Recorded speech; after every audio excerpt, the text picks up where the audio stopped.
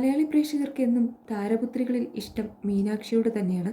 അതിനാൽ തന്നെ മീനാക്ഷി ഇടുന്ന ഓരോ ഫോട്ടോസും പ്രേക്ഷകരും ഇരുകൈ നീട്ടി സ്വീകരിക്കാറുണ്ട്.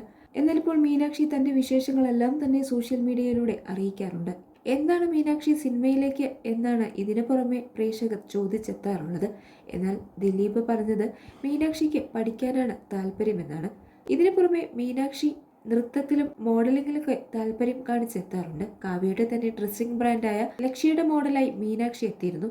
എന്നാൽ ഇപ്പോൾ ചില പ്രേക്ഷകർ പറയുന്നത് ഇങ്ങനെയാണ്: പെറ്റമ്മയോളം വരില്ല പോറ്റമ്മ, അല്ലെങ്കിലും നിന്റെ വിധി ഇങ്ങനെ തന്നെ. കാവ്യയ്ക്കും ദിലീപിനും നല്ലവണ്ണം കുടപിടിച്ചു കൊടുക്ക്.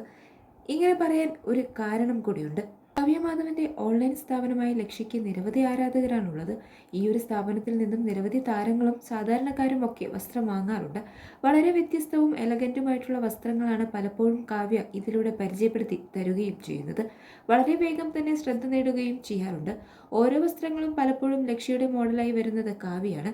ചില സാഹചര്യങ്ങളിൽ കാവ്യ തന്റെ മകളെയും ഇതിന്റെ മോഡലാക്കി മാറ്റാറുണ്ട്. അത്തരത്തിൽ പ്രധാനമായും എത്തുന്നത് മകളായ മീനാക്ഷി തന്നെയാണ്.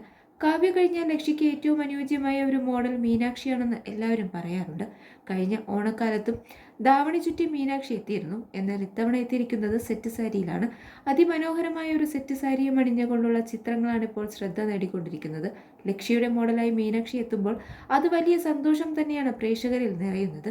കാവ്യമാധവനും മീനാക്ഷിയും തമ്മിലുള്ള സൗഹൃദത്തിന്റെ ആഴം കൂടിയാണ് ഇതിൽ നിന്നും മനസ്സിലാക്കാൻ സാധിക്കുന്നതെന്നാണ് പലവരും പറയുന്നത്.